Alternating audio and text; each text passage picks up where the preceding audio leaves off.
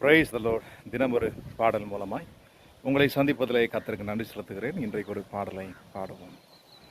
வானம் பூமியாவும் என் தேவன் படைத்தார், காற்றும் கடலும் யாவும் என் தேவன் படைத்தார்.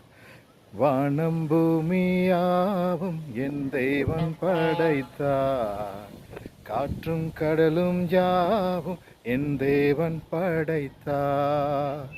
நீர் சொல்ல ஆகும், நீர் சொல்ல நிற்கும், நீர் சொல்ல ஆகும், நீர் சொல்ல நிற்கும்.